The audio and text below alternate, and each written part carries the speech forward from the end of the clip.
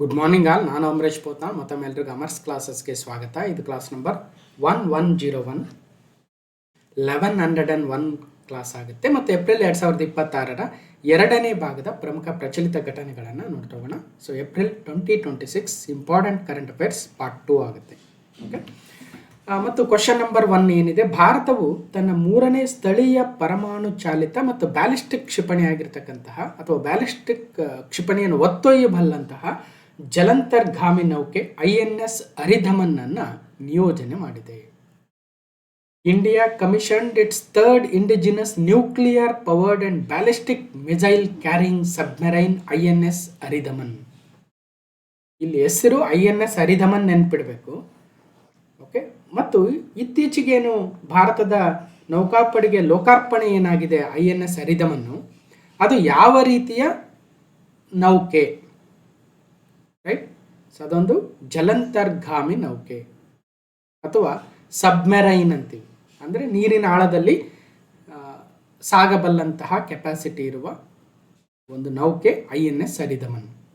ಹೌದು, ಬಟ್ ಇದು ಹೇಳಿಕೆಗಳ ಮುಖಾಂತರ ಕೊಟ್ಟಾಗ ಅಲ್ಲಿ ಇದು ನ್ಯೂಕ್ಲಿಯರ್ ಕೆಪಬಲ್ ಹೌದಾ ಅಲ್ವಾ, ಅಂದರೆ ಅಣ್ವಸ್ತ್ರ ಸಿಡಿತಲೆಯನ್ನು ಒತ್ತೊಯ್ಯಬಲ್ಲುವ ಕೆಪಾಸಿಟಿ ಇದೆಯಾ ಇಲ್ವಾ ನೆನ್ಪಿಡಬೇಕು. ಜೊತೆಗೆ ಬ್ಯಾಲಿಸ್ಟಿಕ್ ಮಿಸೈಲ್ ಅನ್ನು ಕೂಡ ಕ್ಯಾರಿ ಮಾಡ್ತಕ್ಕಂತಹ ಸಬ್ಮೆರೈನ್ ಆಗುತ್ತೆ INS ಅರಿಧಮನ್.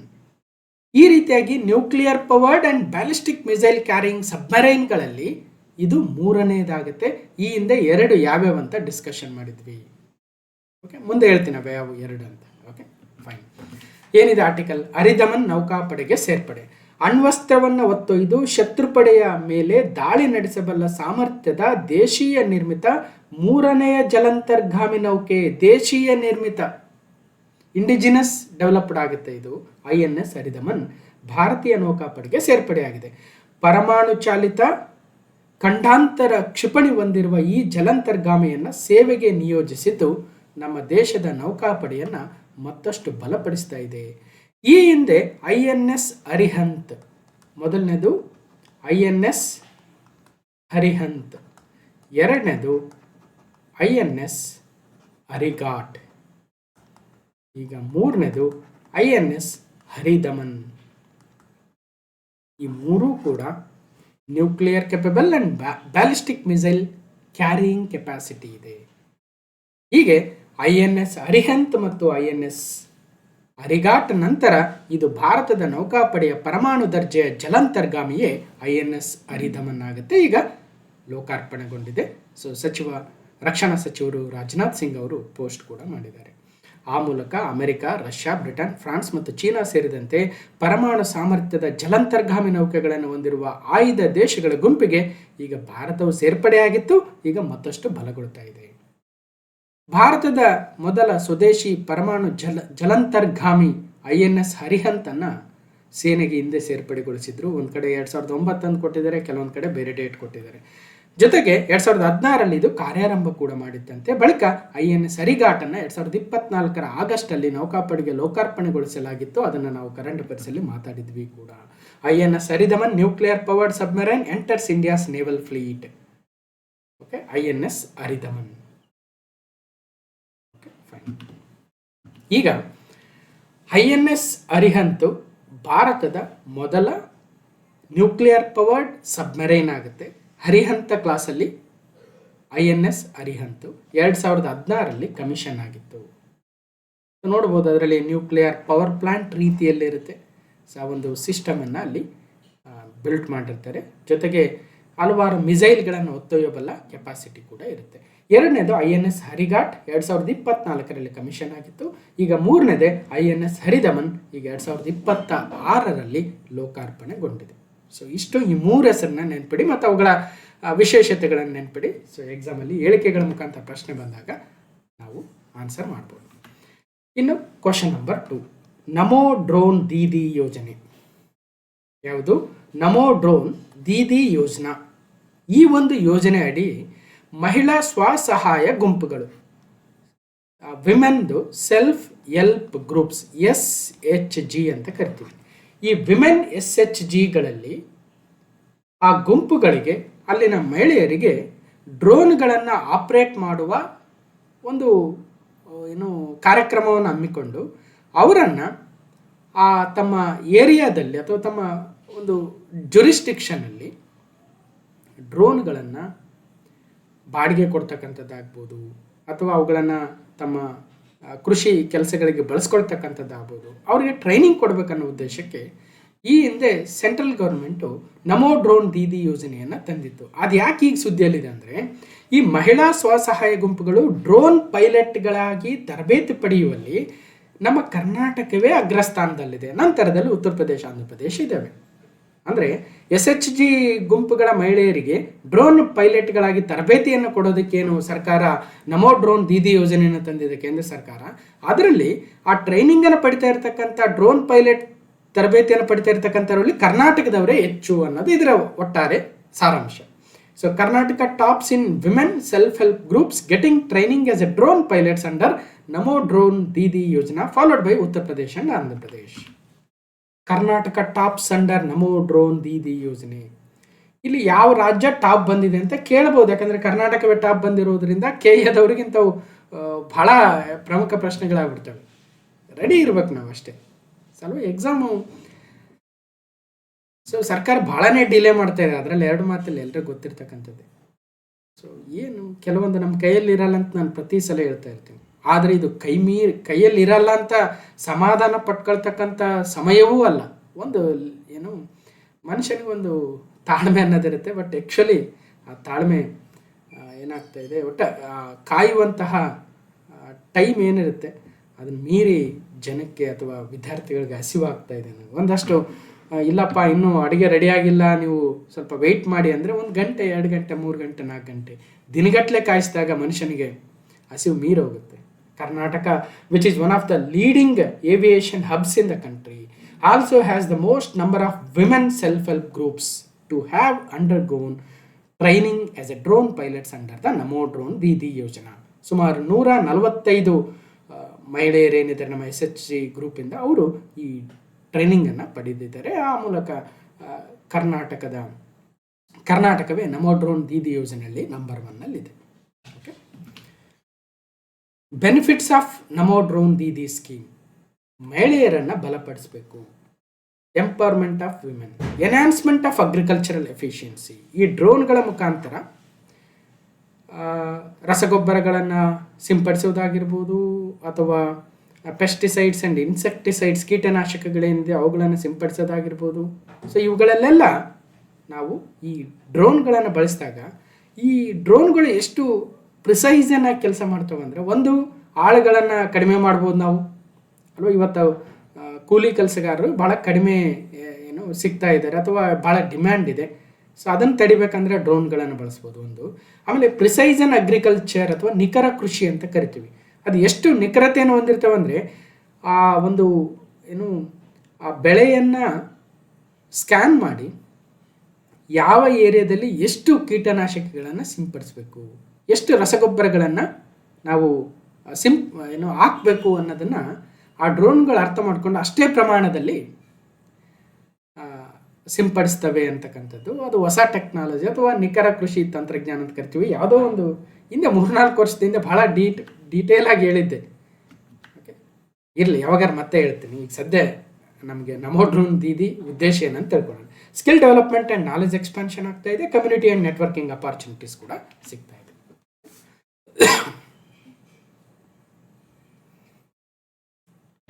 ಕರ್ನಾಟಕವೇ ಟಾಪ್ ಇದೆ ಈ ಟ್ರೈನಿಂಗನ್ನು ಪಡಿತಾ ಇರತಕ್ಕಂಥವರಲ್ಲಿ.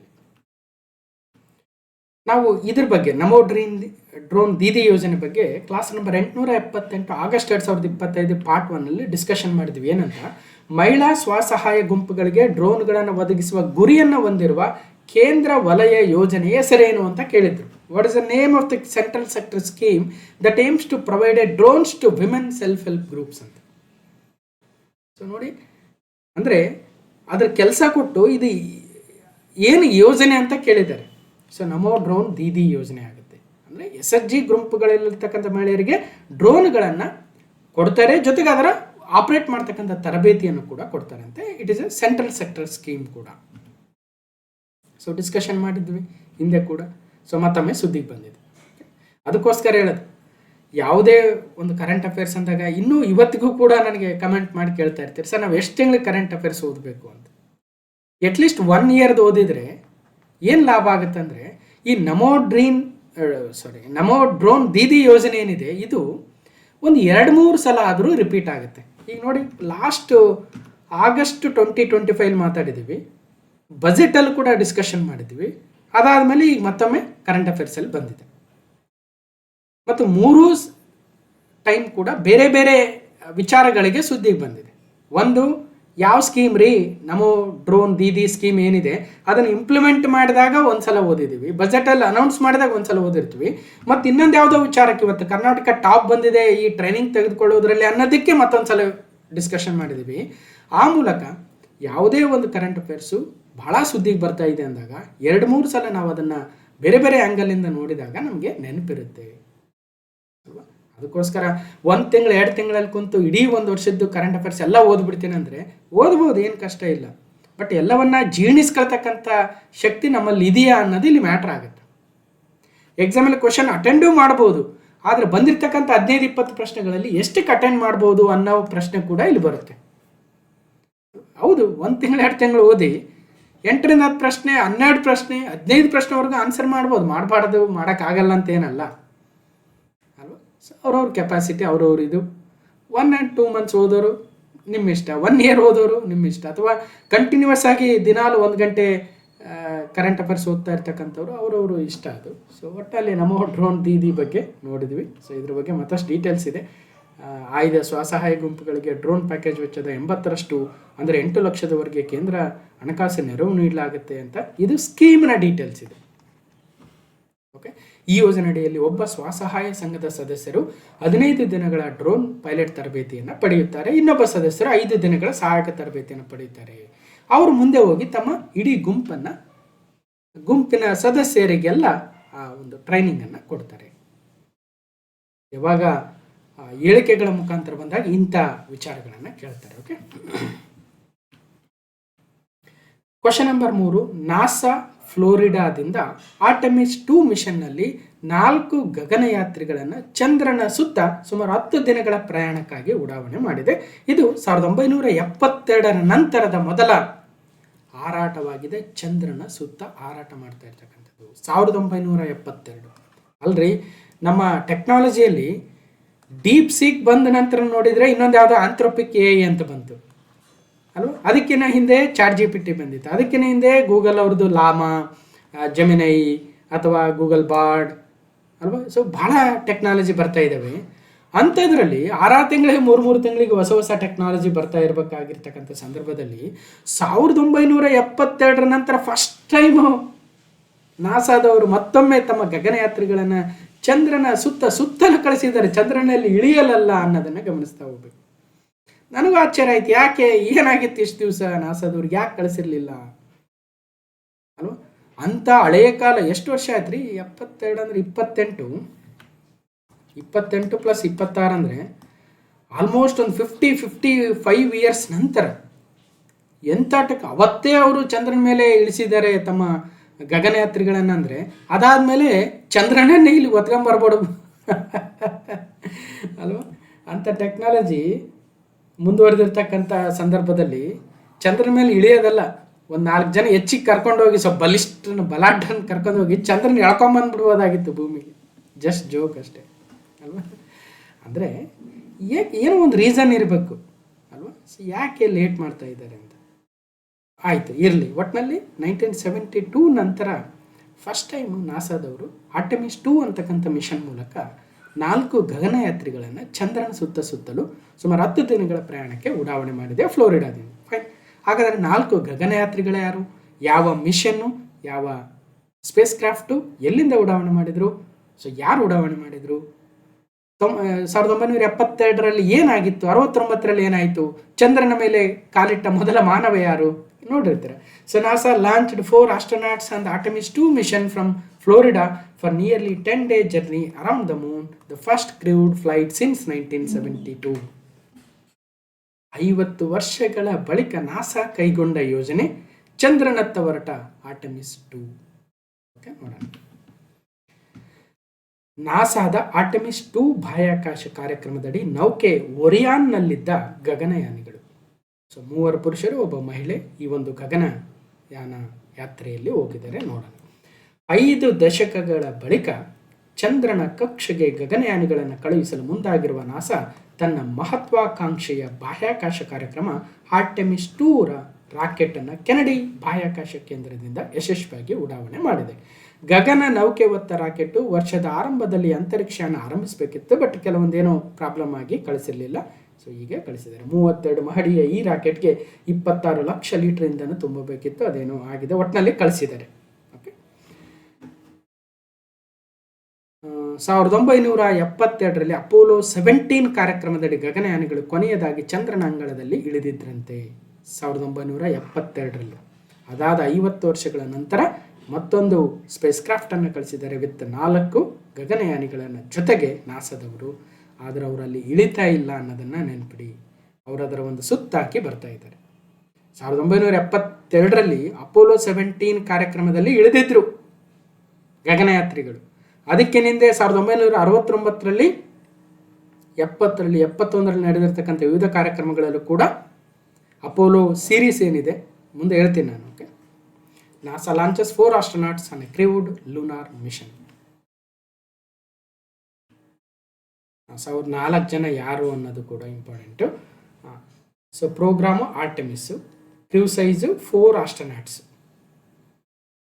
ಸ್ಪೇಸ್ ಕ್ರಾಫ್ಟ್ ಹೆಸರು ಓರಿಯನ್ ಸ್ಪೇಸ್ ಕ್ರಾಫ್ಟ್. ಓಕೆ. ಮತ್ತು ಏಪ್ರಿಲ್ 1, 2026 ಪ್ಲಾನ್ ಮಾಡಿದ್ರಂತೆ. ಡ್ಯೂರೇಷನ್ನು ಒಟ್ಟು 10 days ಡ್ಯೂರೇಷನ್ ಅಂತೆ. ಇಲ್ಲಿ ಇನ್ನೊಂದು ಇಂಪಾರ್ಟೆಂಟ್, ಅವ್ರ ಹೆಸರು ಏನಂತ, ಅದೇನು ಮಾಡುತ್ತೆ ಈಗ. ಫಸ್ಟ್ ಇಲ್ಲಿ ಲಾಂಚ್ ಆಗುತ್ತೆ day 1, launch and earth orbit checks ಅಂತ.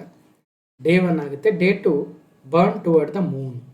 ಡೇ 2ದಲ್ಲಿ ಸ್ವಲ್ಪ ಭೂಮಿಯ ಕಕ್ಷೆಯಿಂದ ಚಂದ್ರನ ಕಕ್ಷೆಗೆ ಹೋಗ್ಬೇಕಾದ್ರೆ ಆ ಡಿಸ್ಟೆನ್ಸ್ ನೋಡ್ಬೋದು. Day 2 to 5 journey to the moon. ಅದಾದಮೇಲೆ ಡೇ 6 to 9 ಚಂದ್ರನ ಒಂದು ಸುತ್ತ ಹಾಕ್ಕೊಂಡು, so around day 5 to 6 lunar fly by ಅಂತ. ಸೊ ಚಂದ್ರನನ್ನು ಸುತ್ತ ಹಾಕ್ಕೊಂಡು ಮತ್ತೆ ಭೂಮಿಗೆ ಬರುತ್ತೆ. 10 day ಪ್ಲಾನ್ ಇದೆ, ಅಂದರೆ 10 day ಟ್ರಿಪ್ ಇದ್ದಂಗೆ. Okay. So journey around the Moon.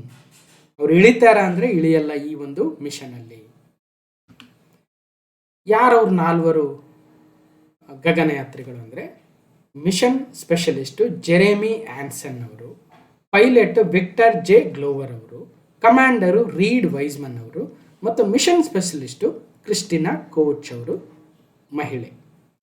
ಆ ಮೂಲಕ ಚಂದ್ರನತ್ತ ಪಯಣ ಬೆಳೆಸಿದ ಮೊಟ್ಟ ಮೊದಲ ಮಹಿಳೆ ಕ್ರಿಸ್ಟಿನಾ ಕೋಚ್ ಅವರಾಗ್ತಾರೆ.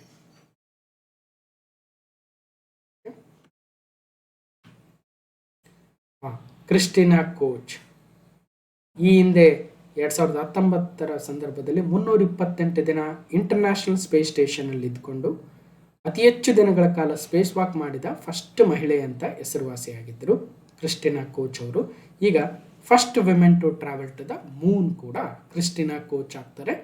ಸೊ ಭಾಳ ಪ್ರಮುಖ ಸಾಧನೆ ಆಗುತ್ತೆ.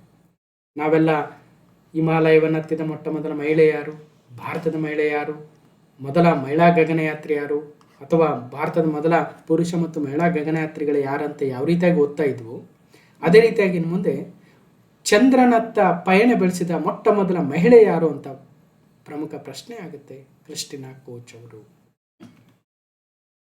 Read Wiseman commander, Victor J Glover pilot, ಹಾಗೆ ಮತ್ತೊಬ್ಬರು ಕೂಡ ನೋಡಿದ್ವಿ ಮಿಷನ್ ಸ್ಪೆಷಲಿಸ್ಟ್ ಜೆರೆಮಿ ಆನ್ಸನ್ ಅವರು. ಹೆಸರು ನೆನ್ಪಿಡೋದು ಕಷ್ಟ. ಎಕ್ಸಾಮ್ಗಿನ ಹಿಂದೆ ಒಂದು ವಾರ ರಿವೈಸ್ ಮಾಡ್ತಿರಲ್ವ, ಅವಾಗ ಒಂದು ಸ್ವಲ್ಪ ಹೊತ್ತು ನೆನ್ಪಿಟ್ರೆ ಸಾಕು, ಎಕ್ಸಾಮ್ ಮುಗಿದ ಮೇಲೆ ಮರೆತರೂ ಪರವಾಗಿಲ್ಲ. So NASA Apollo program 1967 to 1972ವರೆಗೂ ಹಲವಾರು ಚಂದ್ರನ ಮೇಲಿನ ಬೇರೆ ಬೇರೆ ಕಾರ್ಯಕ್ರಮಗಳನ್ನು ಹಮ್ಮಿಕೊಂಡಿದ್ರು. ಫಸ್ಟ್ ಅಪೋಲೋ 1 1967 ಫೇಲ್ ಆಯಿತು. ಆ್ಯಕ್ಚುಲಿ 3 ಗಗನಯಾತ್ರಿಗಳು ಆ ಫೈರಲ್ಲಿ ಆ ಕ್ಯಾಬಿನಲ್ಲಿ ಫೈರ್ ಹತ್ಕೊಂಡು ಸತ್ತೋಗ್ತಾರಂತೆ. ಅದಾದಮೇಲೆ ಇಂಪಾರ್ಟೆಂಟ್ ಬೇಕಿರೋದು ನಮಗೆ 1969 ಅಪೋಲೋ 9 ಸೀರೀಸಲ್ಲಿ first crewed flight of the full Apollo spacecraft. ಅದಾದಮೇಲೆ ಅಪೋಲೋ 11 ಏನಿದೆ first human moon landing, Neil Armstrong ಮತ್ತು ಆಲ್ಡ್ರಿನ್ ಅವರು ಸೊ ಅಲ್ಲಿ ಮೊಟ್ಟ ಮೊದಲ ಬಾರಿಗೆ ಚಂದ್ರನ ಮೇಲೆ ಇಳಿದಿದ್ರು 1969 ಅಪೋಲೋ 11. ಅದಾದಮೇಲೆ ಅಪೋಲೋ 17 ಲಾಸ್ಟ್ ಅಪೋಲೋ ಮಿಷನ್ ಆಗುತ್ತೆ. ಅದಾದಮೇಲೆ ಚಂದ್ರನ ಮೇಲೆ ಯಾವುದೇ ಮಿಷನನ್ನು ನಾಸಾ ಕೈಗೊಂಡಿರಲಿಲ್ಲ. ಸುಮಾರು 50 ವರ್ಷಗಳ ನಂತರ ಈ ಸಾಧನೆಯನ್ನು ಮಾಡ್ತಾ ಇದೆ. ಸೊ ಇದ್ರ PDF ಕೊಟ್ಟಾಗ ಇನ್ನಷ್ಟು ಡೀಟೇಲ್ಸ್ ನಿಮಗೆ ಯಾರಿಗೆ ಎಕ್ಸ್ಟ್ರಾ ಡೀಟೇಲ್ಸ್ ಬೇಕು ಓದ್ಕೊಂಡ್ರೆ. ಕ್ವಶನ್ ನಂಬರ್ 4, ಶಿಕ್ಷಣ ಸಚಿವಾಲಯವು ರಾಷ್ಟ್ರೀಯ ಶೈಕ್ಷಣಿಕ ಸಂಶೋಧನೆ ಮತ್ತು ತರಬೇತಿ ಮಂಡಳಿಯನ್ನು ವಿಶ್ವವಿದ್ಯಾಲಯವೆಂದು ಘೋಷಿಸುವ ಅಧಿಸೂಚನೆಯನ್ನು ಹೊರಡಿಸಿದೆ. The education ministry has issued a notification declaring the National Council for Educational and Research Training NCERT as an institution as a deemed to be university. ನಾವು NCERT ಸಿಲೆಬಸ್ಸು NCERT ಬುಕ್ಸ್ ಓದ್ರಿ ಅಂತಿರ್ತೀವಿ ಅಲ್ವಾ. ಸೊ NCERT ಏನಿದೆ ಇವತ್ತದು deemed university ಆಗಿ ಪದೋನ್ನತಿಯನ್ನು ಹೊಂದ್ತಾ ಇದೆ. ಆಗ ನೋಡ್ಕೊಂಡ್ರೆ ಅದು ಡೀಮ್ಡ್ ಯೂನಿವರ್ಸಿಟಿ ಆಗ್ಬಿಟ್ರೆ ಅಂಡರ್ UGC ಬರುತ್ತೆ. ಆ್ಯಕ್ಚುಲಿ ಅದೊಂದು ಸ್ವಾಯತ್ತ ಸಂಸ್ಥೆ.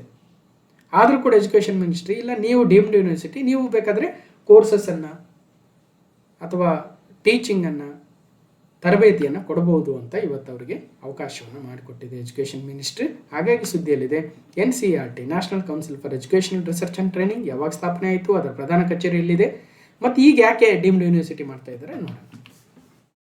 Education ministry notifies NCERT as a deemed university.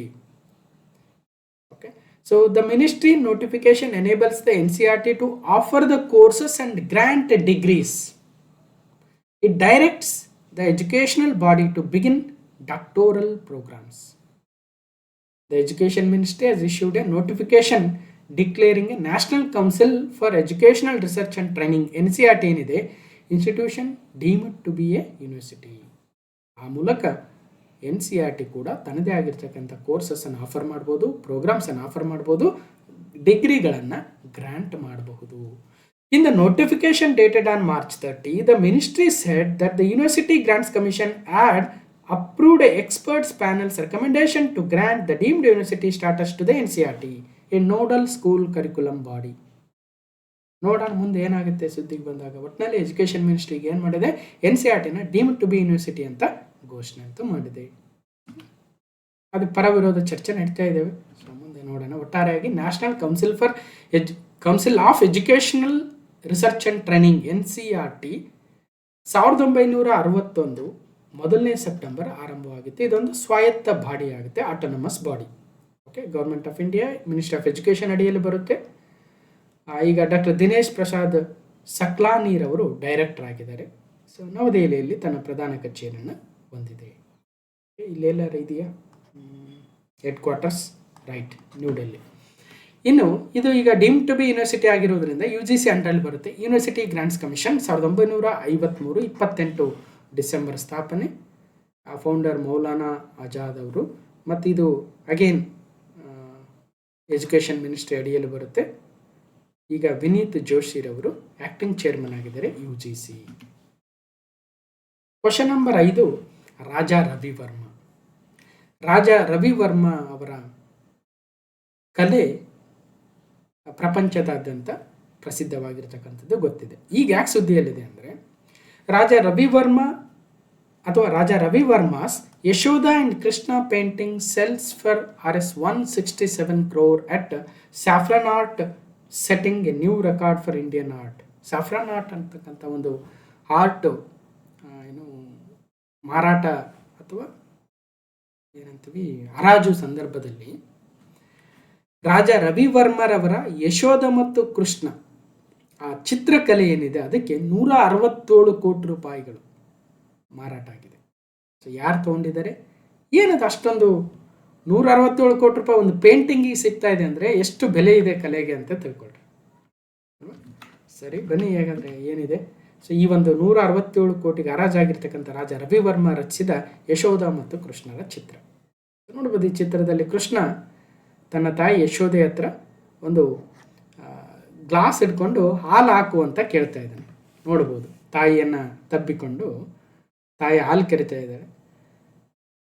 So ಆ ಚಿತ್ರ ಪೇಂಟಿಂಗ್ ಆದರೂ ಕೂಡ ಫೋಟೋ ತೆಗೆದ್ರೆ ಇಷ್ಟು ಚೆನ್ನಾಗಿ ಬರಲ್ಲ, ಆ ಲೆವೆಲಲ್ಲಿ ಇದ್ದಾವೆ ನನಗೆ. ಅದಕ್ಕೋಸ್ಕರ ಅದಕ್ಕೆ ಅಷ್ಟೊಂದು ಬೆಲೆ ಅಲ್ವಾ. ಮತ್ತು ಇವಾಗಲ್ಲ, ನೂರಾರು ವರ್ಷಗಳ ಹಿಂದಿನ ಚಿತ್ರವಾಗಿದೆ. ಭಾರತದ ಶ್ರೇಷ್ಠ ಚಿತ್ರಕಾರರು ರಾಜ ರವಿವರ್ಮ ರಚಿಸಿದ್ದ ಯಶೋಧ ಮತ್ತು ಕೃಷ್ಣನ ತೈಲ ವರ್ಣ ಚಿತ್ರವು ದಾಖಲೆಯ 167 ಕೋಟಿಗೆ ಹರಾಜಾಗಿದೆ. ಈ ಮೂಲಕ ಅತಿ ಹೆಚ್ಚಿನ ಬೆಲೆಗೆ ಹರಾಜಿನಲ್ಲಿ ಮಾರಾಟವಾದ ಆಧುನಿಕ ಭಾರತದ ಚಿತ್ರ ಎಂಬ ದಾಖಲೆಯನ್ನು ರಾಜ ರವಿವರ್ಮ ರಚಿಸಿದ ಯಶೋಧ ಮತ್ತು ಕೃಷ್ಣನ ತೈಲವರ್ಣ ಚಿತ್ರ ತನ್ನ ದಾಖಲೆಯನ್ನು ಬರೆದಿದೆ.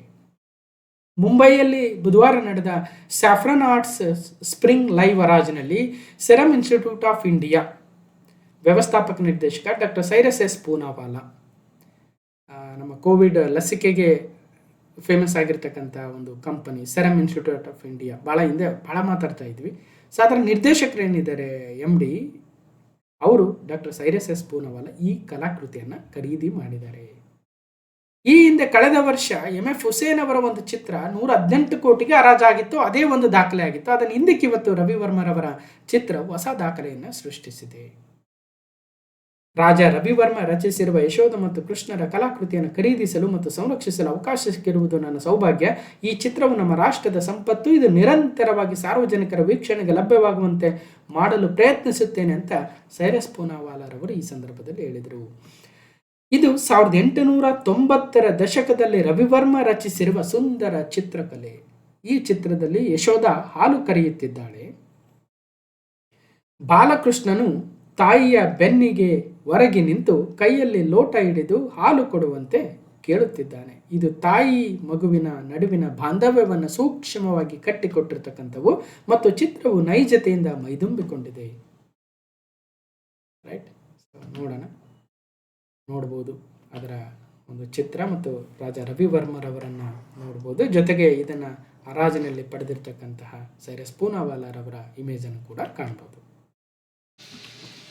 ಸೊ ರಾಜ ರವಿವರ್ಮ 1848ರಲ್ಲಿ ಕೇರಳದ ಟ್ರಾವಂಕೂರಲ್ಲಿ ಜನಿಸ್ತಾರೆ, ತಿರುವನಂತಪುರಂನಲ್ಲಿ. 1906ರಲ್ಲಿ ಬ್ರಿಟಿಷ್ ರಾಜ ಟೈಮಲ್ಲಿ ತಮ್ಮ ನಿಧನವನ್ನು ಹೊಂತಾರೆ. ಇವ್ರನ್ನ ಕರೆಸಿ ನಮ್ಮ ಮೈಸೂರಿನ ಮಹಾರಾಜರು ಕೂಡ ಹಲವಾರು ಪೇಂಟಿಂಗನ್ನು ಮಾಡಿಸಿದ್ರು. ಸೊ ನೆನಪಿರ್ಬೋದು. ಸೊ ಇವರ ಕೆಲವೊಂದಷ್ಟು ಚಿತ್ರಗಳನ್ನು ನೋಡ್ತಾ ಹೋಗೋಣ. ದುಷ್ಯಂತನನ್ನು ಹುಡುಕುತ್ತಿರುವ ಶಾಕುಂತಲೆ, ಸಂಗೀತಗಾರರ ಸಮೂಹ, ಶಾಕುಂತಲ ಪತ್ರಲೇಖನ, ನಾಯರ್ ಮಹಿಳೆ ತನ್ನ ಕೂದಲನ್ನು ಅಲಂಕರಿಸಿಕೊಳ್ಳುತ್ತಿರುವುದು, ನಿರೀಕ್ಷೆ, ಬೆಳದಿಂಗಳಲ್ಲಿ ರಾಧ, ಹಂಸ ದಮಯಂತಿ, ಜಿಪ್ಸೀಸ್, ಹಣ್ಣನ್ನು ಹಿಡಿದಿರುವ ಮಹಿಳೆ, ಶ್ರೀ ಷಣ್ಮುಖ ಸುಬ್ರಹ್ಮಣ್ಯ ಸ್ವಾಮಿ, ಸರಸ್ವತಿ, ಪರುಮಾಲದ ಗೀವರ್ಗಿಸ್ ಮಾರಂತೆ, ಸೊ ಗಂಗಾ, ರಾಯಭಾರಿಯಾಗಿ ಶ್ರೀಕೃಷ್ಣ, ಹೀಗೆ ರಾವಣನೊಂದಿಗೆ ಹೋರಾಡುತ್ತಿರುವ ಜಟಾಯು. ನೋಡಿ ಎಷ್ಟು ಚೆನ್ನಾಗಿ ಬಿಡಿಸಿದ್ದಾರೆ. ಮತ್ತು ಅದರ ಒಂದು ರೆಕ್ಕೆ ಕೂಡ ಬೀಳ್ತಾ ಇರೋದನ್ನು ಕಾಣ್ಬೋದು. ದೇವಸ್ಥಾನದಲ್ಲಿ ಭಿಕ್ಷೆ ನೀಡುತ್ತಿರುವ ಮಹಿಳೆ, ಕಳ್ಳ ಸಂಭಾಷಣೆ, ಮಹಾರಾಷ್ಟ್ರದ ಮಹಿಳೆ, ರಾಮ ಸಾಗರವನ್ನು ಸೋಲಿಸುತ್ತಿರುವುದು, ಜೋಕಾಲಿಯಲ್ಲಿ ಜೀಕಾಡುತ್ತಿರುವ ಮೋಹಿನಿ, ಸೀತೆ ಭೂಮಿಯನ್ನು ಪ್ರವೇಶಿಸುತ್ತಿರುವುದು, ವಿರಾಟನ ಆಸ್ಥಾನದಲ್ಲಿ ದ್ರೌಪದಿ ಅಪಮಾನಗೊಳ್ಳುತ್ತಿರತಕ್ಕಂಥದ್ದು, ಯಶೋಧೆಯೊಂದಿಗೆ ಕೃಷ್ಣ. ಸೊ ಈ ಒಂದು ಇಮೇಜ್ ಇವತ್ತು 167 ಕೋಟಿಗೆ ಮಾರಾಟ ಆಗಿರ್ತಕ್ಕಂಥದ್ದು. ಸೊ ನೋಡ್ಬೋದು. ಕೀಚಕ ಮತ್ತು ಸೈರೇಂದ್ರಿ, ಶಂತನು ಮತ್ತು ಮತ್ಸ್ಯಗಂಧಿ, ಅರ್ಜುನ ಮತ್ತು ಸುಭದ್ರೆ, ಬೀಸಣಿಗೆಯನ್ನು ಹಿಡಿದಿರುವ ಮಹಿಳೆ, ಬೆಳದಿಂಗಳಲ್ಲಿ ದಮಯಂತಿ ಮತ್ತು ಅವಳ ಸಹಾಯಕಿ, ಯೋಚನೆಯಲ್ಲಿ ಕಳೆದು ಹೋಗಿರುವ ಶಾಕುಂತಲ, ನಿರಾಶಾದಾಯಕ ಸುದ್ದಿ, ಹೀಗೆ ಸಾಕಷ್ಟು ಕಾರ್ಯವನ್ನು ರಾಜ ರವಿವರ್ಮರು ತಮ್ಮ ತೈಲವರ್ಣಗಳ ಚಿತ್ರಗಳಿಂದ ಹಿಡಿದಿಟ್ಟು ಹೋಗಿದ್ದಾರೆ. 100 ವರ್ಷ ಆದರೂ ಕೂಡ ಅವು ಹಾಗೆ ಆಶ್ಚರ್ಯಚಕಿತಗೊಳಿಸ್ತಾ ಇದ್ದಾವೆ. ಈವನ್ ಮೈಸೂರಿಗೆ ಹೋದಾಗ ನೀವು ಮೈಸೂರಿನ ಒಂದು ಅರಮನೆಯಲ್ಲಿ ಅವರ ಎಲ್ಲ ಚಿತ್ರಕಲೆಗಳನ್ನು ಇಟ್ಟಿದ್ದಾರೆ. ಅದಕ್ಕೆ ಏನೋ ಅಂತಾರೆ, ನಾನು ಮರ್ತೋಯ್ತು. ಸೊ ಹೋಗಿ ನೋಡಿ. ಓಕೆ, ಯಾವುದೋ ಅರಮನೆ ಅಂತಾರೆ ಓಕೆ, ರೈಟ್. ಇನ್ನು ಕ್ವಶನ್ ನಂಬರ್ 6, ಕೆನಡಿಯನ್ ಅಮೆರಿಕನ್ ಬರಹಗಾರ್ತಿ ಮತ್ತು ಭಾರತೀಯ ಮೂಲದವರಾಗಿರ್ತಕ್ಕಂತಹ ಸಾಹಿತ್ಯ ಅನುವಾದಕಿ ಪದ್ಮಾ ವಿಶ್ವನಾಥನ್ ಅವರು earth as it is beneath, ಅನ್ನಲ್ಲ, ಇದು ಆನ್ ಅರ್ತ್, ಕರೆಕ್ಟ್. ಒಂದು ನಿಮಿಷ, ಇಲ್ಲಿ on earth as it is beneath ಈ ಒಂದು ಕೃತಿ ಇದರ ಮೂಲ ರಚನಾಕಾರರು ಅನಾ ಪೌಲ್ ಮಿಯಾ ಅಥವಾ ಅನಾ ಪೌಲ್ ಮಾಯಾರ್ ಅವರು ಬರೆದಿರ್ತಕ್ಕಂಥ on earth as it is beneath ಅನ್ನುವ ಕೃತಿಯನ್ನು ಇಂಗ್ಲಿಷ್ಗೆ ಅನುವಾದಿಸಿರ್ತಕ್ಕಂಥ ಭಾರತೀಯ ಮೂಲದ ಸಾಹಿತಿ ಪದ್ಮ ವಿಶ್ವನಾಥನ್ ಅವರನ್ನು ಅಂತಾರಾಷ್ಟ್ರೀಯ ಬೂಕರ್ ಪ್ರಶಸ್ತಿಯ ಶಾರ್ಟ್ ಲಿಸ್ಟ್ ಏನಿದೆ 6 ಮೆಂಬರ್ಸ್ ಲಿಸ್ಟು ಅದರಲ್ಲಿ ಸ್ಥಾನವನ್ನು ಪಡೆದಿದ್ದಾರೆ. Padma Viswanathan Canadian American writer and literary translator of Indian origin has been shortlisted for the International Booker Prize 2026 for her English translation of On Earth as It Is Beneath by Anna Paul Maya. Okay. So Booker ಅಂತಿಮ ಪಟ್ಟಿಯಲ್ಲಿ ಭಾರತ ಮೂಲದ ಪದ್ಮ ವಿಶ್ವನಾಥನ್ ಅವರು, ಭಾರತ ಮೂಲದ Canadian American ಬರಹಗಾರ್ತಿ ಪದ್ಮ ವಿಶ್ವನಾಥನ್ ಅವರು Portuguese ಭಾಷೆಯ ಕಾದಂಬರಿಯನ್ನು ಇಂಗ್ಲಿಷ್ಗೆ ಅನುವಾದ ಮಾಡಿದ್ದಕ್ಕಾಗಿ 2026ರ ಅಂತಾರಾಷ್ಟ್ರೀಯ ಬೂಕರ್ ಪ್ರಶಸ್ತಿ ಅಂತಿಮ ಸುತ್ತಿಗೆ ಆಯ್ಕೆಯಾಗಿದ್ದಾರೆ. ಸೊ ಕೊನೆಗೆ ಅವರಿಗೆ ಪ್ರಶಸ್ತಿ ಸಿಗುತ್ತಾ ನೋಡೋಣ. ಯಾಕಂದರೆ 2025ರ ಇಂಟರ್ನ್ಯಾಷನಲ್ ಬೂಕರ್ ಪ್ರೈಸು ನಮ್ಮ ಭಾರತದವರಿಗೆ ಸಿಕ್ಕಿರ್ತಕ್ಕಂಥದ್ದು, ಅದು ನಮ್ಮ ಕನ್ನಡದವರಿಗೆ ಸಿಕ್ಕಿರ್ತಕ್ಕಂಥದ್ದು. ಕನ್ನಡದ ಲೇಖಕಿ ಬಾನು ಮುಷ್ತಾಕ್ ಅವರ ಆರ್ಟ್ ಲ್ಯಾಂಪ್ ಕಥಾ ಸಂಕಲನದ ಇಂಗ್ಲಿಷ್ ಅನುವಾದಕ್ಕೆ ದೀಪಾ ಬಾಸ್ತಿ ಅವರಿಗೆ 2025ರ ಅಂತಾರಾಷ್ಟ್ರೀಯ ಬೂಕರ್ ಪ್ರಶಸ್ತಿ ಒಲಿದು ಬಂದಿತ್ತು. ಅದನ್ನು ಮೂಲ ಲೇಖಕರಿಗೂ ಮತ್ತು ಅನುವಾದಕರಿಗೂ 50% ಶೇರ್ ಆಗುತ್ತೆ. ಸೊ ಕಳೆದ ಬಾರಿ ನಾವು ಇಂಟರ್ನ್ಯಾಷನಲ್ ಬೂಕರ್ ಪ್ರೈಸ್ ಬಗ್ಗೆ ಸಪ್ರೇಟಾಗಿ ಒಂದು ಡಿಸ್ಕಷನ್ ಮಾಡಿ ನೋಡಿದ್ವಿ. ಈ ಬಾರಿ ಭಾರತೀಯ ಮೂಲದವರೇ ಶಾರ್ಟ್ ಲಿಸ್ಟ್ ಆಗಿದ್ದಾರೆ, ಬಟ್ ಫೈನಲಿ ಯಾರಿಗೆ ಸಿಗುತ್ತೆ ನೋಡೋಣ.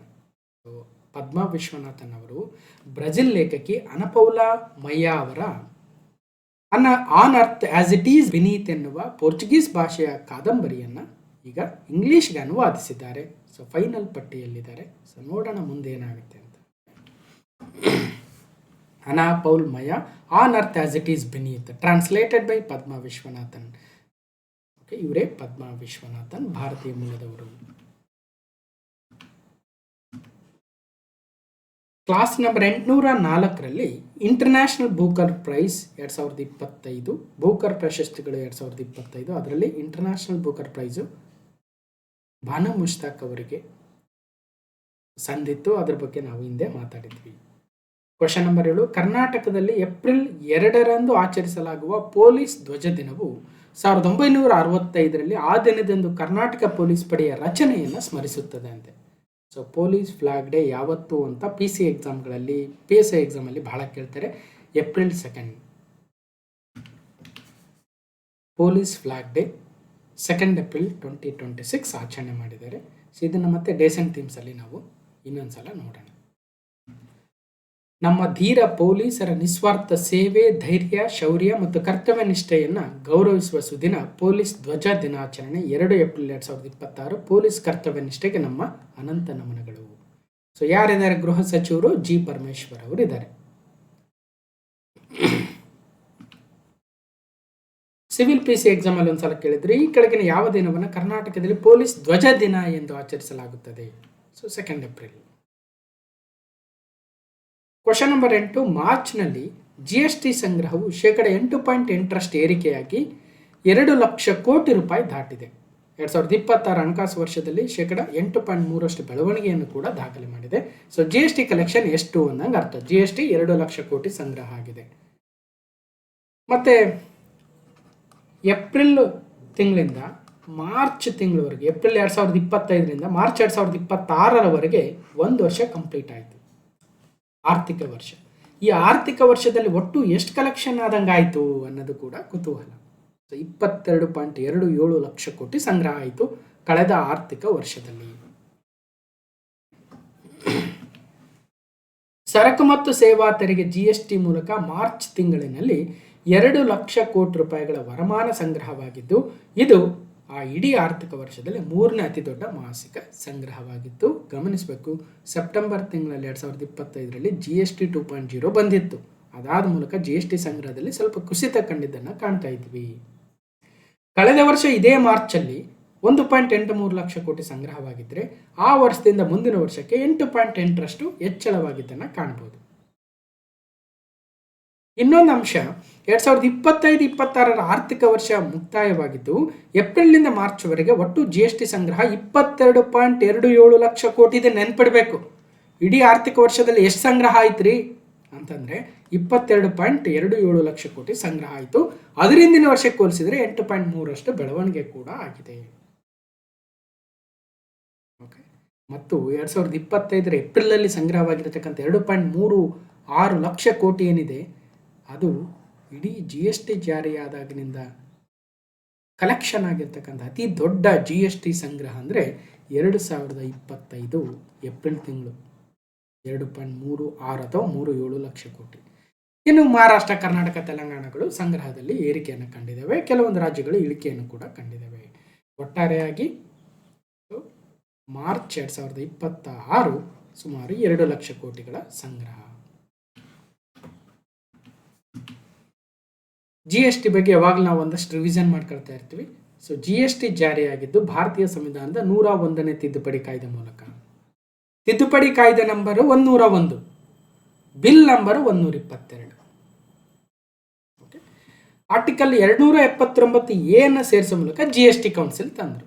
ಆ GST ಕೌನ್ಸಿಲ್ ಅಧ್ಯಕ್ಷರು ಯಾರು ಇರ್ತಾರೆ? ಹಣಕಾಸು ಸಚಿವರೇ ಇರ್ತಾರೆ.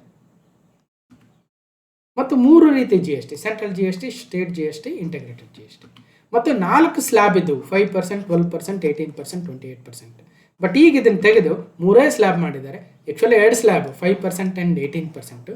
ಆದರೂ ಕೂಡ ಲಕ್ಸುರಿ ಐಟಮ್ಸು ಅದಕ್ಕೋಸ್ಕರ 40% ಅಂತ ಇನ್ನೊಂದು ಎಕ್ಸ್ಟ್ರಾ ಸ್ಲ್ಯಾಬ್ ಇದೆ. ಇದು ಅಪ್ಡೇಟೆಡ್ ಒನ್. ಕ್ಲಾಸ್ ನಂಬರ್ 788ರಲ್ಲಿ ಡಿಸ್ಕಷನ್ ಮಾಡಿದಂತೆ 2025 ಏಪ್ರಿಲ್ ತಿಂಗಳಲ್ಲಿ ಕಲೆಕ್ಟ್ ಆಗಿರ್ತಕ್ಕಂತಹ 2.37 ಲಕ್ಷ ಕೋಟಿಗಳ GST ಸಂಗ್ರಹವೇ GST ಜಾರಿಯಾದಾಗಿನಿಂದ ಕಲೆಕ್ಷನ್ ಆಗಿರ್ತಕ್ಕಂಥ ಅತಿ ದೊಡ್ಡ ಮಾಸಿಕ ಸಂಗ್ರಹವಾಗುತ್ತೆ. ಏಪ್ರಿಲ್ 2025 ದಾಖಲೆಯ ಸಂಗ್ರಹ. ಸೊ ಎವ್ರಿ ಟೈಮ್ ನಾನು ಇದನ್ನು ರಿಪೀಟ್ ಮಾಡ್ತಾ ಇರ್ತೀನಿ, ಯಾವಾಗ ಜಾಸ್ತಿ ಆಯ್ತು ರೀ ಅಂತ ಹೇಳೋದಕ್ಕೆ. Okay, question number 9. Trans Amendment Bill 2026. President Draupadi Murmu gives assent to the Transgender Persons Protection of Rights Amendment Bill. Transgender ತಿದ್ದುಪಡಿ ಮಸೂದೆ 2026 ರಾಷ್ಟ್ರಪತಿ ದ್ರೌಪದಿ ಮುರ್ಮು ಅವರಿಗೆ ಒಪ್ಪಿಗೆ ಕೊಟ್ಟಿದ್ದಾರೆ.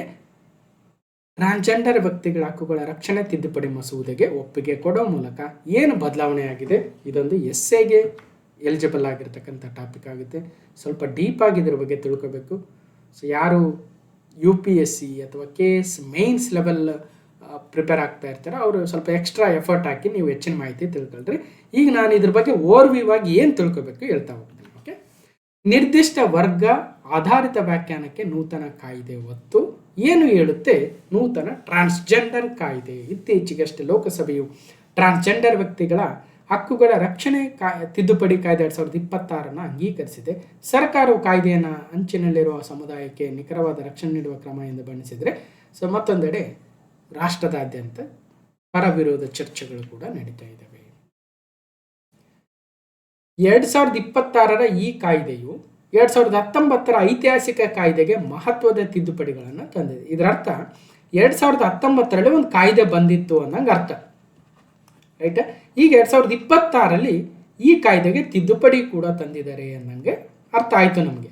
ಬಟ್ ಏನು ತಿದ್ದುಪಡಿ ತಂದಿದ್ದಾರೆ? 2019 ತಂದಿರತಕ್ಕಂಥ ಆ ಕಾನೂನಿಗೆ ಏನು ಬದಲಾವಣೆ ತಂದಿದ್ದಾರೆ? ಅದರಲ್ಲಿ ಅತ್ಯಂತ ಗಮನಾರ್ಹ ಬದಲಾವಣೆ ಎಂದರೆ ಟ್ರಾನ್ಸ್ಜೆಂಡರ್ ಎಂಬ ಪದದ ಮರು ವ್ಯಾಖ್ಯಾನ. ಲಿಂಗ ಪರಿವರ್ತಿತ ಎನ್ನುವುದಕ್ಕೆ ಮರು ವ್ಯಾಖ್ಯಾನವನ್ನು ಈ 2026 transgender persons protection of rights amendment act ಅಲ್ಲಿ ಬದಲಾವಣೆ ತಂದಿದೆ. ಓಕೆ, ಟ್ರಾನ್ಸ್ಜೆಂಡರ್ ಪದಕ್ಕೆ ಹಿಂದಿದ್ದ ವಿಶಾಲವಾದ ಸ್ವಯಂ ಗುರುತಿಸುವಿಕೆಯಿಂದ ದೂರ ಸರಿದು ನಿರ್ದಿಷ್ಟ ವರ್ಗ ಆಧಾರಿತ ವ್ಯಾಖ್ಯಾನಕ್ಕೆ ನೂತನ ಕಾಯ್ದೆ ಒತ್ತು ನೀಡುತ್ತೆ. ಹಾಗಾದರೆ 2019 ಯಾರಾದರೂ ಟ್ರಾನ್ಸ್ಜೆಂಡರ್ ಅಂತ ಅವರೇ ಸ್ವಯಂ ಗುರುತಿಸುವಿಕೆಯನ್ನು ಮಾಡ್ಬೋದಾಗಿತ್ತು. ಬಟ್ ಈಗ ಅದಕ್ಕೆ ಒಂದು ಬೇರೆ ವ್ಯಾಖ್ಯಾನವನ್ನು ಕೊಡ್ತಾ ಇದ್ದಾರೆ. ಹಾಗಾದರೆ ಯಾರು ಅವ್ರನ್ನ ಐಡೆಂಟಿಫೈ ಮಾಡ್ತಾರೆ, ಯಾರು ಸರ್ಟಿಫೈ ಮಾಡ್ತಾರೆ ಅನ್ನೋದಕ್ಕೆ ಬೇರೆ ವ್ಯಾಖ್ಯಾನವನ್ನೇ ಕೊಟ್ಟಿದ್ದಾರೆ. ಸೊ ಬನ್ನಿ ಹಾಗಾದರೆ, ಸಾಮಾಜಿಕ ಸಾಂಸ್ಕೃತಿಕ ಗುರುತುಗಳು ಒಂದಷ್ಟಿದ್ದಾವೆ. ಉದಾಹರಣೆಗೆ ಏನು ಕೊಟ್ಟಿದ್ದಾರೆ? ಅಂತರಲಿಂಗ ಇಂಟರ್ಸೆಕ್ಸ್ ವ್ಯತ್ಯಾಸಗಳನ್ನು ಹೊಂದಿರುವ ವ್ಯಕ್ತಿಗಳು, ಟ್ರಾನ್ಸ್ಜೆಂಡರ್ ಗುರುತನ್ನು ಪಡೆಯಲು ಬಲವಂತದ ವೈದ್ಯಕೀಯ ಪ್ರಕ್ರಿಯೆಗಳಿಗೆ ಒಳಗಾದವರು. ಮುಖ್ಯವಾಗಿ ಈ ಕಾಯ್ದೆಯು ಸ್ವಯಂ ಗ್ರಹಿಕೆಯ ಲಿಂಗ ಗುರುತು ಮತ್ತು ವಿವಿಧ ಲೈಂಗಿಕ ದೃಷ್ಟಿಕೋನಗಳನ್ನು ತನ್ನ ವ್ಯಾಪ್ತಿಯಿಂದ ಹೊರಗಿಟ್ಟಿದೆ. ಸ್ವಲ್ಪ ನಾನು ಹೇಳ್ದಂಗೆ 2019-20 ಕಂಪ್ಯಾರಿಟಿವ್ ಆಗಿ ಓದಿ. 2014 ಸುಪ್ರೀಂ ಕೋರ್ಟ್ ಒಂದು ಮಹತ್ವದ ಜಡ್ಜ್ಮೆಂಟನ್ನು ಕೊಟ್ಟಿತ್ತು. ಅದನ್ನು ನಾಲ್ಸಾ ತೀರ್ಪು ಅಂತ ಕರಿತೀವಿ. ಸೊ ಪ್ರತಿಯೊಬ್ಬ ವ್ಯಕ್ತಿಗೂ ತನ್ನ ಲಿಂಗವನ್ನು ತಾನೇ ಗುರುತಿಸಿಕೊಳ್ಳುವ ಹಕ್ಕಿದೆ ಅಂತ ಈ national Legal Services Authority versus Union of India ಕೇಸಲ್ಲಿ ಒಂದು ಲ್ಯಾಂಡ್ಮಾರ್ಕ್ ಜಡ್ಜ್ಮೆಂಟನ್ನು ಸುಪ್ರೀಂ ಕೋರ್ಟ್ ಕೊಟ್ಟಿತ್ತು. ಆದರೆ ಈ ಹೊಸ ಕಾಯ್ದೆ ಏನು ಹೇಳ್ತಾ ಇದೆ, ಆ ಸುಪ್ರೀಂ ಕೋರ್ಟ್ ಜಡ್ಜ್ಮೆಂಟಲ್ಲಿ ಏನಿತ್ತು, ಪ್ರತಿಯೊಬ್ಬ ವ್ಯಕ್ತಿ ಕೂಡ ತನ್ನ ಲಿಂಗವನ್ನು ತಾನೇ ಗುರುತಿಸ್ಕೊಳ್ತಕ್ಕಂಥ ಹಕ್ಕಿದೆ ಅಂತ ಹೇಳಿತ್ತು. ಬಟ್ ಈ ಹೊಸ ಕಾಯ್ದೆ ಸ್ವಯಂ ಗ್ರಹಿಕೆಯ ಲಿಂಗದ ಗುರುತನ್ನು, ಸೆಲ್ಫ್ ಆ್ಯಂಡ್ ಪರ್ಸೀವ್ಡ್ ಐಡೆಂಟಿಟಿ ವ್ಯಾಖ್ಯಾನವನ್ನು ತೆಗೆದುಹಾಕಿದೆ. ಇದರಿಂದಾಗಿ ವ್ಯಕ್ತಿಯು ತನ್ನ ಲಿಂಗವನ್ನು ಸಾಬೀತುಪಡಿಸಲು ಸರ್ಕಾರದ ಮೇಲೆ ಅವಲಂಬಿತವಾಗಬೇಕಾಗುತ್ತೆ. ದೈಹಿಕ ತಪಾಸಣೆಗಳು ಅವಮಾನಕರ ಸನ್ನಿವೇಶಗಳಿಗೆ ಎಡೆಮಾಡಿಕೊಡಬಹುದು ಅಂತ ಕಾರ್ಯಕರ್ತರು ಆತಂಕ ವ್ಯಕ್ತಪಡಿಸಿದ್ದಾರೆ. ಅಲ್ಲದೆ ನೂತನ ಕಾಯ್ದೆ ಲಿಂಗ ಗುರುತನ್ನು ಒಂದು ವೈದ್ಯಕೀಯ ಸಮಸ್ಯೆಯನ್ನಾಗಿ ನೋಡುತ್ತದೆ ಹೊರತು ವೈಯಕ್ತಿಕ ಹಕ್ಕಾಗಿಲ್ಲ ಅಂತ ಅದರ ವಿರುದ್ಧ ವಿಚಾರಗಳು ಬರ್ತಾ ಇದ್ದಾವೆ.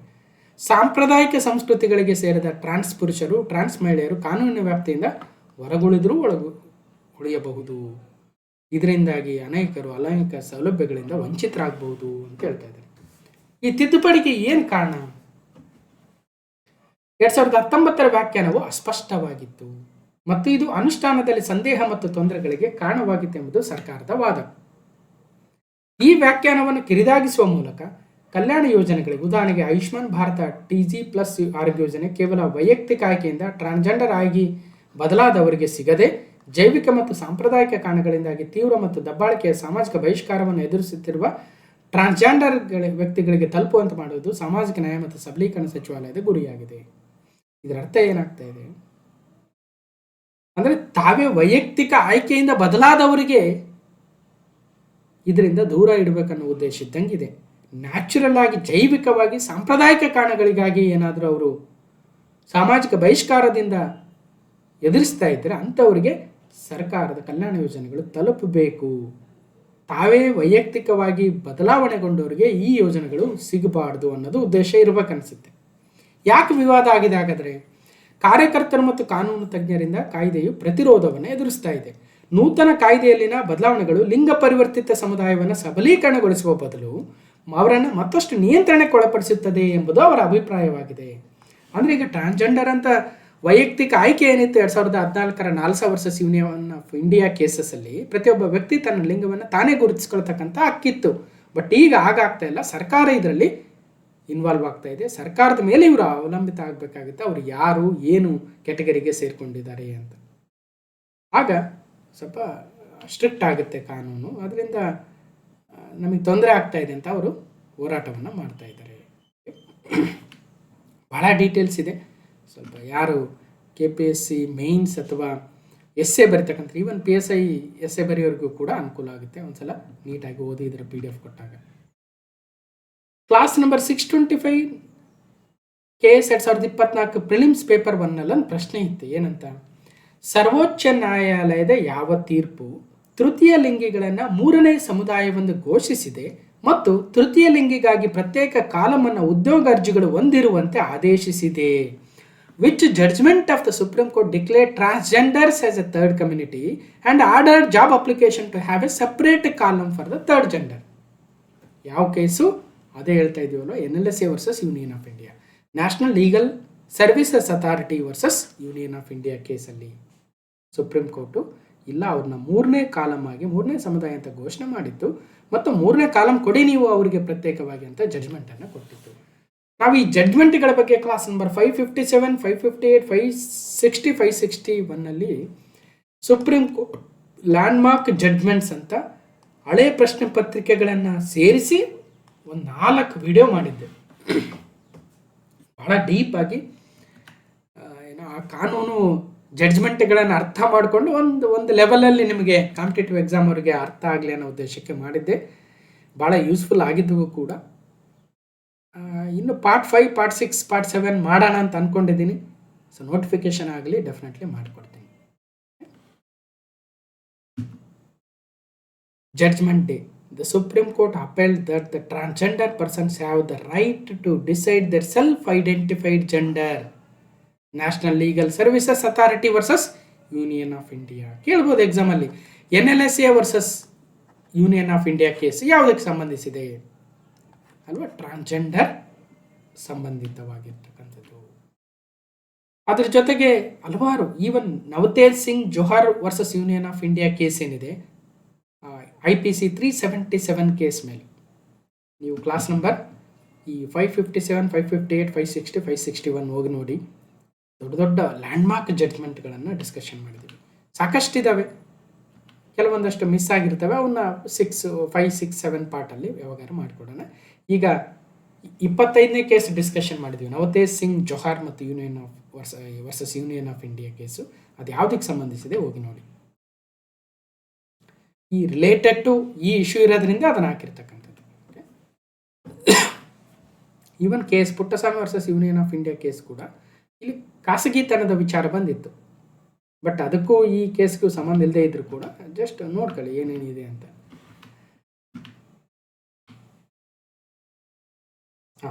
ಏನಿದು national Legal Services Authority versus Union of India?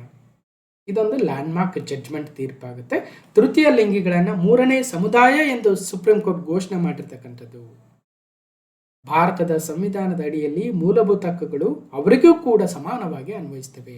ಅವರ ಲಿಂಗವನ್ನು ಪುರುಷ, ಮಹಿಳೆ ಅಥವಾ 3ನೇ ಲಿಂಗ ಎಂದು ಸ್ವಯಂ ಗುರುತಿಸುವ ಹಕ್ಕನ್ನು ಅವರಿಗೆ ನೀಡಿತು.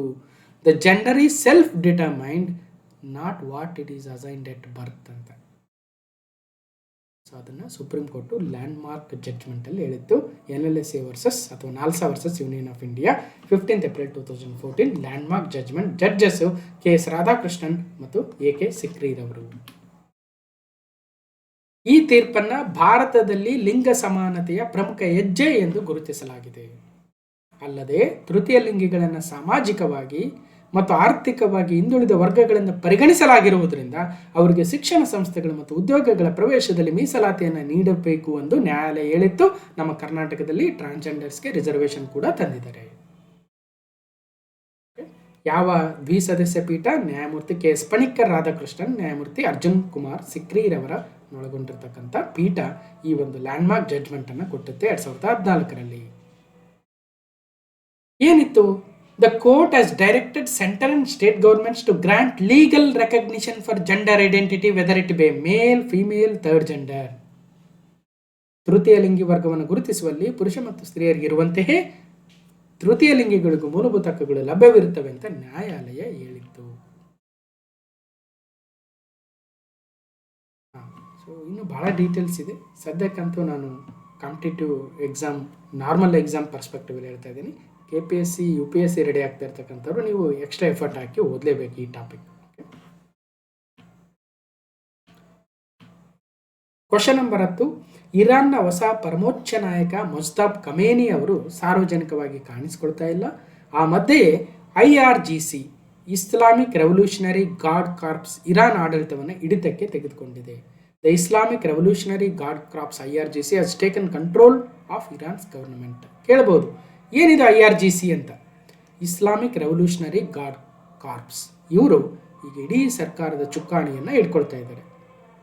ಸೊ ಈ ವಿಡಿಯೋ ಮಾಡ್ತಾ ಇದ್ದೀನಿ ಅಂದರೆ ಒಂದು ಕಡೆ ಟ್ರಂಪ್ ಏನು ಮಾಡ್ತಾ ಇದ್ದಾನೋ ಏನು, ಇಡೀ ಇರಾನ್ನನೇ ಏನು ನಾಶ ಮಾಡ್ತೀನಿ ಅಂತೇನೋ ನಿನ್ನೆ ನ್ಯೂಸಲ್ಲಿ ನೋಡಿದ್ದೆ. ಇವತ್ತು ಬೆಳಗ್ಗೆದ್ದು ವಿಡಿಯೋ ಮಾಡೋದ್ರೊಳಗೆ ಏನಾಗಿದೆ ನೋಡಿಲ್ಲ ನಾನು, ಏನೇನಾಗಿದೆ ಕತೆ. ಸೊ ಅಂಥ ಒಂದು ಸ್ಥಿತಿ ನಿರ್ಮಾಣ ಆಗಿದೆ ಇವತ್ತು. ಹಾಗಾದರೆ IRGC ಏನು ಕತೆ ನೋಡೋಣ. ಕ್ರಾಂತಿಕಾರಿಗಳ ಹಿಡಿತದಲ್ಲಿ ಇರಾನ್ ಆಡಳಿತ. ಅಧ್ಯಕ್ಷ ಮಸೂದ್ ಪಜೆಶ್ಕಿಯನ್ ಅಧಿಕಾರದಿಂದ ದೂರ. ಮೊಜ್ತಬಾ ಭೇಟಿಗೂ ಮಸಾದ್ಗೆ ಅವಕಾಶ ಬಂದಿದೆ. ಇರಾನ್ ಹೊಸ ಪರಮೋಚ್ಚ ನಾಯಕ ಮೊಜ್ತಬಾ ಖಮೇನಿ, ಅಲಿ ಖಮೇನಿಯವರ ಮಗ ಮೊಜ್ತಬಾ ಖಮೇನಿ ಸಾರ್ವಜನಿಕವಾಗಿ ಕಾಣಿಸಿಕೊಳ್ತಾ ಇಲ್ಲ. ಇದರ ಮಧ್ಯೆ ಇಸ್ಲಾಮಿಕ್ ರೆವಲ್ಯೂಷನರಿ ಗಾರ್ಡ್ ಕಾರ್ಪ್ಸ್ ಅಥವಾ IRGC, ಇಸ್ಲಾಮಿಕ್ ಕ್ರಾಂತಿಕಾರಿ ಕಾವಲು ಪಡೆ ಅಂತ ಕರೀತಾರೆ, ಅವರು ಅಧಿಕಾರವನ್ನು ತಮ್ಮ ತೆಕ್ಕೆಗೆ ತೆಗೆದುಕೊಂಡಿದ್ದಾರೆ. ಅದೇ ಇಂಪಾರ್ಟೆಂಟ್ ಪಾಯಿಂಟ್ ಆಗಿತ್ತು ಇಲ್ಲಿ. Islamic Revolutionary Guard Corps have effectively taken control, sidelining the president. A military council of IRGC commanders is reportedly making a key decisions and blocking the government actions. So ನೋಡೋಣ ಇಷ್ಟು details ಮತ್ತು Iran ಬಗ್ಗೆ ಒಂದಷ್ಟು map, ಯಾವ್ಯಾವ ದೇಶಗಳಿದ್ದಾವೆ ಅದೆಲ್ಲವನ್ನು ಹಿಂದೆ ಕೂಡ ಮಾತಾಡಿದ್ವಿ, ನೋಡ್ಬೋದು.